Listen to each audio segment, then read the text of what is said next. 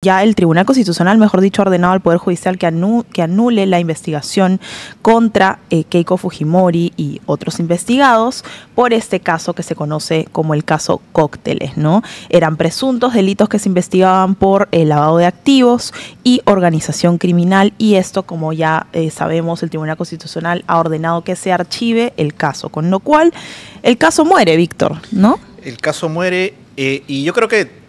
Y trae una cola de otros casos que pueden morir. Sobre todo eso, porque se habló mucho de lo de Keiko Fujimori ayer, han salido a hablar su abogada, ella misma, su partido, pero hay que ver los efectos de esto más allá de solo Keiko Fujimori, porque la sentencia del TC, para explicarlo en términos sencillos, ha establecido que contradiciendo además a la doctrina de la Corte Suprema, ha establecido que todos los temas de aportes de campaña previos al 2016 no pueden ser lavado de activos. Entonces, ¿qué va a pasar esto? Porque no había una ley que dijera... Porque, digamos, el tipo de lavado que se imputa, que es lavado por receptación, recién se incluyó en el 2016. Esa es la interpretación de la Corte. O sea, no se puede hacer una interpretación, digamos, retroactiva de la ley en ese sentido. Porque no se puede. Entonces, el TC interpreta eso en contradicción a lo que había dicho la Corte Suprema. La Corte Suprema había dicho que sí podían ser, esto ya en una casación. ¿Y por qué? ¿Cuál era el argumento de la Corte Suprema para decir que efectivamente sí se podía hacer eso? Porque normalmente, digamos, según ley, no se puede, ¿no? No, es que la Corte Suprema interpretaba que el tipo de lavado era otro y se debía interpretar de forma distinta. Entonces, eso en el caso de Ollantumala, llevó su caso hasta la Corte Suprema a través de un recurso para decir básicamente lo mismo, ¿no? Que se busque ese nivel, que se diga ese nivel, que no era delito. Y eso se lo rechazaron y eventualmente, como sabemos, Ollantumala terminó siendo condenado. Ahorita está en Barbadillo por ese caso, y Nadine Heredia está en Brasil asilada por el gobierno de Lula por ese caso. Pero en el caso de Keiko Fujimori, en vez de recurrir a la Corte Suprema, recurrieron al TC, y el TC les dio la razón. Y bueno, lo que vamos a ver ahora no es automático, pero vamos a ver en las próximas semanas o meses quizás, apelaciones. Digamos, las distintas defensas van a elevar recursos, entiendo que el TC o a la misma Poder Judicial, para que en aplicación de esa sentencia también se vean beneficiados ellos, ¿no? Así que ese va a ser el efecto a largo plazo, más allá de lo de Keiko Fujimori, ¿no? Claro, hablando en específico sobre lo de Keiko Fujimori, para que entiendan también, así como lo ha explicado muy bien Víctor, ¿no? Este fallo se basa en estos delitos imputados, ¿no? En los delitos que se investigaban en realidad por la receptación patrimonial, ¿no? Era así como la modalidad, ¿no? Por lavado de activos. Y claro, como dice Víctor, no existía en el momento digamos, esta modalidad, ¿no?, que se investiga de receptación patrimonial respecto a lo que podía aplicar en las campañas electorales del 2011 y del 2016. Entiendo que la del 2011 fue mucho más marcada de pronto la investigación respecto a esos años. Lo que pasa es que en el 2011 fue la campaña de donde Odebrecht, entiendo que ya la defensa lo ha admitido, si no es así me corrijo, pero entiendo que el Odebrecht aportó, según lo que dijo Jorge Barata y Marcelo Odebrecht, $1 millón de dólares a la campaña fujimorista. Y es la misma campaña donde en el otro caso, ahí sí podemos hablar porque ya hay una sentencia, dio 3 millones. En esa campaña da 3 millones para Ollantumala y $1 millón para ahí nace la famosa anotación de aumentar a Keiko 500, ¿no? Porque supuestamente Jorge Barata cuenta que él no estaba de acuerdo con darle a Ollanta, él quería darle a Keiko Fujimori, pero desde Brasil le dicen, dale a Ollanta, y si Keiko se molesta, aumentar 500, o sea, darle $500 más. Eso es, digamos, esa era la base, lo más fuerte del caso, porque el resto eran aportes de empresarios nacionales, que ahí sí, la defensa de Keiko Fujimori, Fuerza Popular, sí lo admitió, que recibió los $3 millones de Dionisio Romero, del Grupo Gloria. Entonces, esa es la parte que, digamos, quizás no era tan fuerte, los aportes nacionales, porque había una polémica sobre si podía considerarse dinero de origen ilícito o no. En caso de Odebrecht, digamos, sí había un poco más de fortaleza para decir que eran dinero por la situación legal en la que se encuentra Odebrecht, por todo lo que sabemos ahora, ¿no? Todo lo que ya se sabe. Y se aludió también, Víctor, a la vulneración del principio del plazo razonable en la administración de justicia, porque el proceso se extendió casi una década y hubo varias devoluciones de la acusación, por lo menos unas 19 veces, o sea, casi 20 veces, y medidas de detención o restricción contra Fujimori. Recordemos que efectivamente Keiko Fujimori estuvo en prisión preventiva por un tiempo, ¿no? Y hubo también otros detenidos que así lo estuvieron. Ahí quería preguntarte, Víctor, ya esta situación, antes de pasar a los casos que podrían verse impactados, ¿no? ¿Cómo deja parada la Fiscalía? Bueno, va a afectar en el sentido del futuro de los casos. Es decir, por ejemplo, el caso de Ollantumala, ¿no? Es un caso que demoró bastante tiempo, casi más de 10 años, incluso más que el de Keiko Fujimori, en llegar a una sentencia. Y luego de todo este tiempo de haber dado para que se llegue a la sentencia, y lo hemos cubierto acá, lo hemos conversado, todo apunta a que se va a tener que anular por Claro. efecto de esta sentencia. Eso es un golpe, pero digamos, para una sentencia que se logró y que no fue fácil, fue un juicio muy complejo además. Y lo otro es que, por ejemplo, en otros casos se va a tener que evaluar, archivar varias investigaciones sin que lleguen a una acusación. Ayer el fiscal José Domingo Pérez, en el juicio de Susana Villarán, indicó que él iba a evaluar si retiraba la acusación contra Villarán en el extremo de lavado, porque el caso de Villarán es mucho más complejo, tiene lavado, colusión, es decir, los actos de corrupción y los actos de lavado de dinero. En el caso de lavado de dinero entiendo que él va a evaluar retirar la acusación. Y bueno, eso se va a tener que definir en esta máximo la próxima semana. Así que la Fiscalía, en aplicación de esta sentencia del TC, va a tener que archivar algunos casos que tiene, y en otros casos va a ser el Poder Judicial cuando ya depende de ellos, ¿no? Y ese es en el caso de Ollantumala, ¿no? Probablemente en aplicación de esta sentencia, como que decía, van a tener que ordenar incluso la excarcelación de Ollantumala, ¿no? Y creo que ya ayer hubo un tuit del presidente Ollantumala, escrito por su defensa, pero compartido en su cuenta de Twitter, o su cuenta de X, perdón. Sí. En el que decía eso, ¿no? De que esta sentencia del TC finalmente nos da la razón, y daba a entender que se tenía que aplicar. Vamos a tratar nosotros de consultar también en el día la defensa de Ollantumala al doctor Pedraza para que nos especifique cuándo van a presentar un recurso, si va a ser ante el TC, si va a ser ante el Poder Judicial, para que se aplique inmediatamente, porque es el caso más parecido, ¿no? En el caso de Villarán hay una polémica porque se dice que, bueno, el lavado de activos en realidad, más que del aporte, era de una coima encubierta, y ahí hay un tema de corrupción. Pero la defensa de Villarán, la defensa que hizo en el juicio además, es básicamente la misma que hizo Keiko Fujimori, que no había en esa época el delito de lavado por recepción. Entonces, si se aplica lo que dice la defensa de Villarán, también la beneficiaría a ella, ¿no? Así es. Ahora, ahí está el tema de... Vamos a ver el tuit de Ollantumala, el que justamente mencionabas ahora, Víctor, ¿no?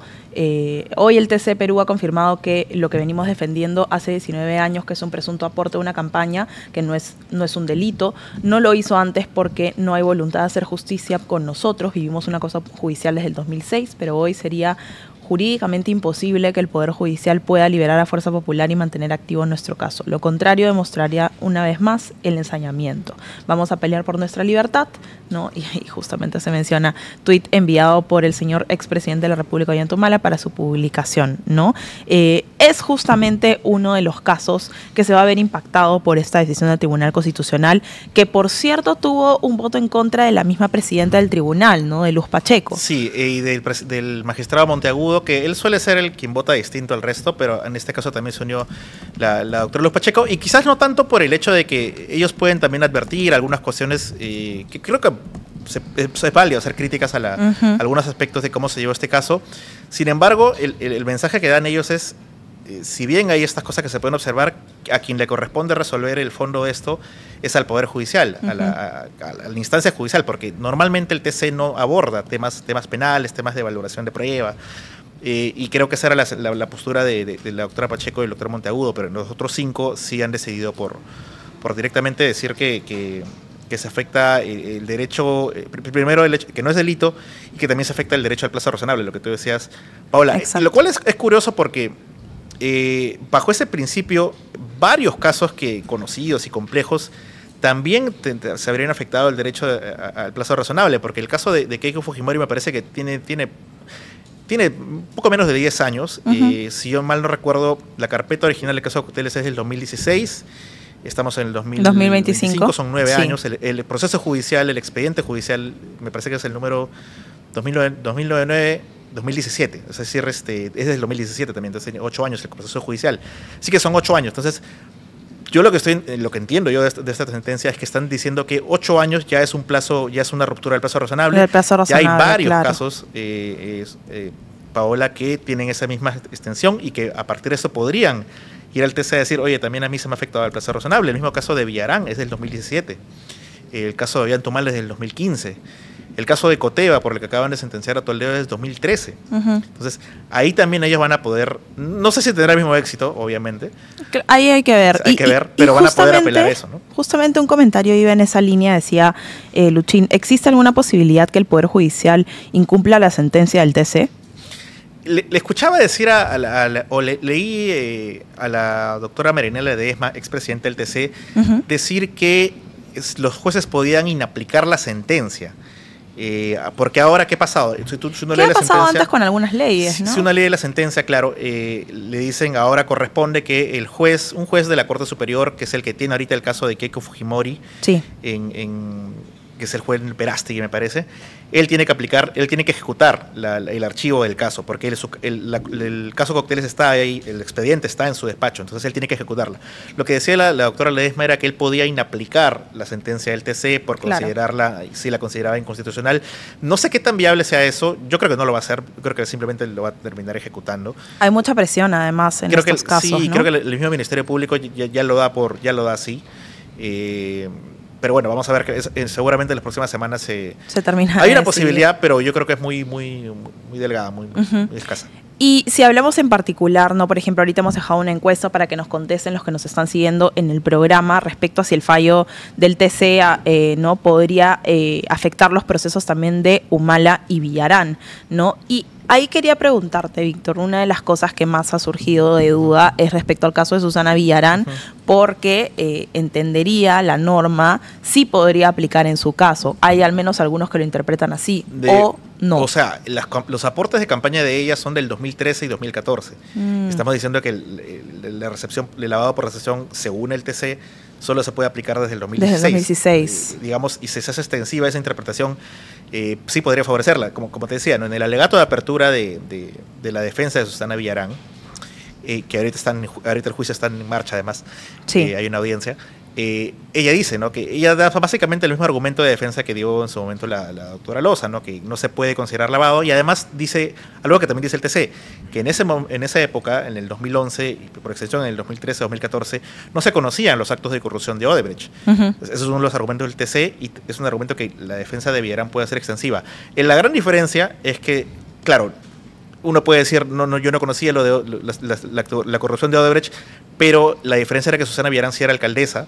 Claro, y, digamos, como funcionaria. Y Odebrecht y OAS tenían proyectos en desarrollo, tenían intereses. Entonces, ahí está el margen de no es para una campaña, digamos, política, es ya en el ejercicio de las funciones. Claro, se lo dan para la campaña, pero la Fiscalía, entiendo que en su tesis lo considera como una parte de un acuerdo ilícito. O sea, eso es la colusión. Claro. Así que yo creo que una posibilidad sería que si es que se afecta este caso, sería que la Fiscalía o el mismo Poder Judicial archive el tema de lavado y siga por colusión, que de hecho es el delito más fuerte, ¿no? Una colusión con un perjuicio patrimonial al Estado, además. Entonces, el efecto concreto sería que ahorita se piden 29 años de prisión, quizás el pedido para Villarán, quizás el pedido se reduzca, pues se quita un delito. Claro, pero, o sea, ahí tienen que reformular, porque lo que había visto es que el fiscal José Domingo Pérez se lo había pedido de que efectivamente el caso de Villarán no como que se suspenda. Pidió en ese momento que la audiencia se suspenda, eso fue ayer, para ellos pasar a evaluar los efectos, lo que estamos comentando. En ese momento el juez dijo que no, que íbamos a seguir y que ya en los días que hay de pausa entre esta semana y la próxima, que se reanuda el juicio, que va a ser el próximo lunes, ahí seguramente el doctor Pérez va a informar a la sala de asociación, porque a lo largo de un juicio, en cualquier momento de un juicio, la Fiscalía puede retirar la acusación por un delito, por todos los delitos, ¿no? Si en el desarrollo del juicio surge algo, pues no, que sea merecedor de eso, y en este caso entiendo que la aplicación, la extensión de la sentencia del TC sería ese cambio, ¿no? Claro, claro. Y creo que tenemos unos videos que también podríamos mostrarles, el de Keiko Fujimori justamente después de esta decisión, haciendo unas declaraciones respecto al caso. Vamos a ver el video.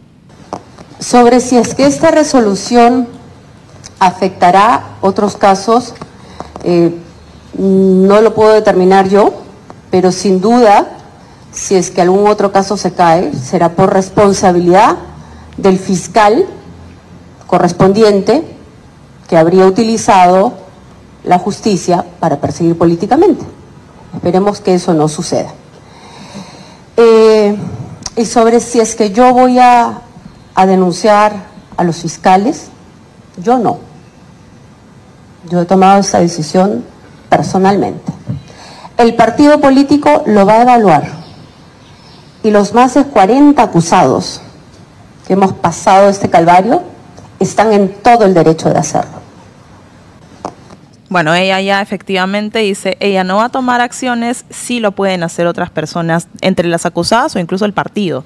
¿Qué recursos podrían tomar, recursos, digamos, legales en contra, no sé si de fiscalía en este caso, ¿no? Bueno, en la vía administrativa podrían ir a la Junta Nacional de Justicia a argumentar que los investigaron por algo que no era delito. Y me parece que en la vía penal hay un delito que es prevaricato, que es cuando un magistrado actúa sin tener una base legal.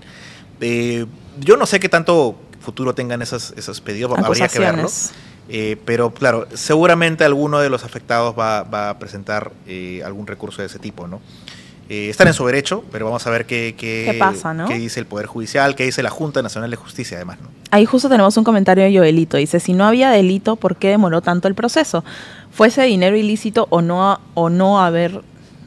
al haber delito, no se puede enviar a la cárcel a nadie. Bueno, hay algo curioso, porque cuando a ti te investigan por algo que no es delito, sí, hay un recurso que se llama excepción de improcedencia de acción. Básicamente es eso, ¿no? Que los hechos que me no atribuyen procede a mí, es como decir la acción, digamos, de detención en ese caso. Claro, o los hechos, simplemente los hechos que me investigan a mí, los hechos no coinciden con lo que debe ser el delito, ¿no? O sea, para poner un ejemplo sencillo, ¿no? O sea, si de repente, no sé, a mí me robaron un celular y lo que yo estoy acusando es extorsión. Eso no es extorsión, eso es un hurto, ¿no? O sea, pero un ejemplo así muy... Ya, okay. Entonces, ahí lo que puedes hacer es recurrir al Poder Judicial vía una excepción de improcedencia. Entonces, la defensa de Fujimori lo hizo, pero el Poder Judicial no le dio la razón en varias ocasiones. Y de hecho, cuando le dictan la prisión preventiva la primera vez, la segunda vez, incluso cuando la Sala Superior confirma las medidas que estuvo en su momento, cada juez que evaluó este caso en su momento tuvo que valorar eso, o sea, si efectivamente el delito correspondía. Entonces todos los jueces dijeron que sí. Que sí. Porque si alguno de los jueces detectaba que no era el delito o no había delito, evidentemente no iba a aceptar la prisión preventiva, ¿no? Entonces, los jueces, digamos, el Poder Judicial no le dio la razón a Keiko Fujimori, y fue por eso que la doctora Loza tuvo que recurrir al TC, a este TC. ¿Por qué digo este TC? Porque en el 2019, cuando recordarás, Keiko Fujimori sale de su primera prisión preventiva por orden del anterior TC, ese TC no descarta el delito, lo pudo haber hecho en la sentencia, pero no descarta el delito, sino que descarta la necesidad de una prisión preventiva. Este TC, con otra conformación, elegido el 2022, me parece. Sí, por el Congreso actual. Por el Congreso actual, obviamente con la con todo lo que viene, presencia, ¿no? de Fuerza Popular en el Congreso y digamos, ese es el método que hay para elegir el TC, no hay otra forma. Sí. Este TC sí le da la razón. Que igual hay que decirlo, en el TC, más allá que haya habido una mayoría a favor del fallo que se ha dado ahora, que justamente beneficia en este caso, ¿no?, a los acusados por el caso Cócteles, entre ellos a Keiko Fujimori, tuvo también sus votos en contra. Sí, no fue una unanimidad. Como te decía, lo que decían los otros dos era que, digamos, al margen de las posibles irregularidades que puedan haber, el tema debe ser resuelto en la vía penal, ¿no? Claro. Que era lo que esperaba el Ministerio Público, y no se ha dado, ¿no? Isaac Ordóñez dejaba un comentario, y invito a la gente que nos está siguiendo a dejar sus comentarios, a dejar sus likes en este video. Nos decía, desde el punto de vista jurídico, la decisión del TC tendrá naturaleza vinculante. Era un poco lo que tú decías, sí, pues, Víctor. Porque el TC... Lo que decía Ollantumala en su tweet. Claro, el TC suele ser los pronunciamientos del TC, ¿no?, generan automáticamente jurisprudencia, ¿no? Entonces, ahora en cada caso que se es vea, el organismo que interpreta la máxima interpretación de la Constitución Política del Perú. Por ende, ¿no?, en estos temas incluso está por la Corte Suprema, que es el máximo ente en la vía penal, ¿no? Pero el TC es la máxima ente en la vía constitucional. Por eso es que el TC puede contradecir ahora lo que te decía, ¿no?, lo que había hecho antes la Corte Suprema, ¿no? Exacto. Sobre ese tema de lavado. Y ahí también entiendo, la Corte Suprema podría tener sus interpretaciones también. Sí, la Corte Suprema seguramente va a tener que aplicar o por lo menos tomar en cuenta esta sentencia del TC en lo que respecta a sus pronunciamientos penales a futuro, ¿no? Y vamos a ver cómo eso va afectando, lo vamos a ver ya quizás en los próximos meses o años, ¿no? Sí, y antes de mencionar algunas otras cosas también que vienen de parte de Keiko Fujimori, quería ver si podríamos ver, chicos, en producción el video de Juliana Loza, que justamente hace mención también ya de este caso del TC y pues ya de lo que se va a venir a nivel judicial para ellos, ¿no? Ella es quien ha sido abogada, como sabemos, de Keiko Fujimori por varios años, es una de las figuras de pronto más reconocidas dentro de todo el caso Cócteles que se sigue, pues como decíamos, hace casi una década, ¿no?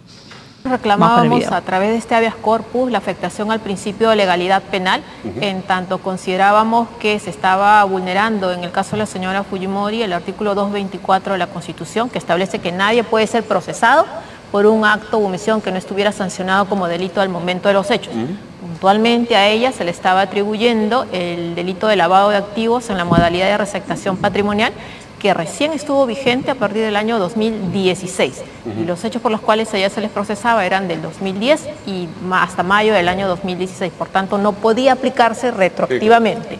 Y en cuanto al delito de organización criminal, consideramos que también se estaba afectando. Mucho se nos ha reclamado y se nos vino diciendo de que teníamos que haber reclamado esto en la vía ordinaria, vale decir, en el mismo proceso penal. Y sí lo hicimos.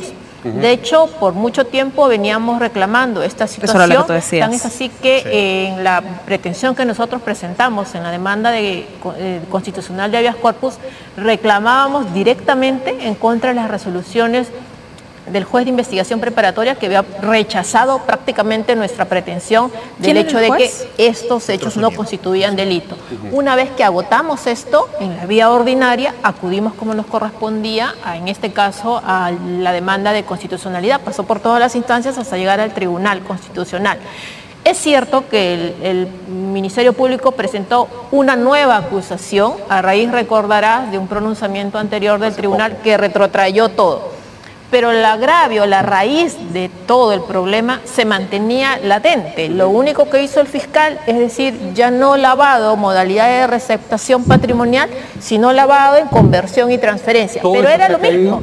Claro, de hecho, se ha caído... Esta nueva acusación también se cae. Esta nueva acusación, en el punto 4 de la sentencia, establece que también es nula la nueva acusación. ¿Por qué? Porque se trata exactamente de lo mismo, y de hecho el Tribunal Constitucional establece en mayoría de que el cambiar solamente estos títulos, simplemente, en verdad, lo que se está haciendo es quebrar nuevamente la ley y quebrar la Constitución. O sea, la nueva acusación también se cae. Sí, la nueva acusación también se cae, por eso es que ellos le remiten la sentencia al juez que tiene ahorita la segunda acusación, para que el efectivamente ejecute el archivo lo que ha dicho el TC, proceso, claro. porque en proceso judicial un juez tiene que finalmente ser archivado por un juez, ¿no? Comentaba la doctora Loza un poco lo que te decía, ¿no? Que ellos sí recurrieron al Poder Judicial, pero el Poder Judicial no les dio la razón. Entonces, ahí tuvieron varios reveses, ¿no? Tuvieron que ir hasta el TC, pues. Y de lo que has podido ver también, Víctor, a partir de las interpretaciones que hay, porque constitucionalmente siempre hay varias interpretaciones, ¿no? Algunos que interpretan la Constitución de una manera o de otra, ¿no? Se presta mucha interpretación, pero sí quería ver de la mayoría de especialistas que nosotros normalmente consultamos en el comercio, ¿cuál es la opinión respecto a la decisión del TC? Estaba viendo opiniones sobre todo, sí, que, digamos, ya había una corriente, digamos, a nivel procesal de abogados que reclamaban esto, ¿no? Que no debía ser delito. Incluso cuando se fue la sentencia de Ollantumal había una corriente que decía que sí. Así que, digamos, en lo penal, ya por lo menos entre los abogados conocidos había un posicionamiento a favor. Digamos, en el Ministerio Público, dentro del Ministerio Público había otras interpretaciones. Evidentemente, ellos sí defendían el trabajo que venían haciendo. ¿No? Algunos comentaristas judiciales, de hecho, por ejemplo, la doctora Ledesma, que te decía, ella era crítica sobre todo de que el TC aborde un tema que debía ser todavía antes resuelto en la vía penal, ¿no? Esa era, digamos, un poco la principal crítica que han hecho ahora algunos también especialistas. O sea, que se termine la vía penal. Sobre todo especialistas en temas constitucionales más que penales. Claro. Que se agote la vía penal para que recién el TC pueda pronunciarse, ¿no? Ahora, luego están las interpretaciones políticas que se puede hacer a esto, ¿no? Que es otro tema que, bueno, va de la mano, pero separado de lo que debe ser lo estrictamente judicial. Y ahí sí hay otras interpretaciones, ¿no? De que esto es una victoria que logra Keiko Fujimori a partir de un nuevo TC, que ahora cómo va a quedar ella para el futuro en su postulación. De hecho, en esa conferencia en la que se refiere al tema del archivo del caso, también habla sobre una posible postulación, que lo va a anunciar en los próximos días. Así que va a haber efectos políticos también ahí y interpretaciones políticas que se puedan hacer a esto, ¿no?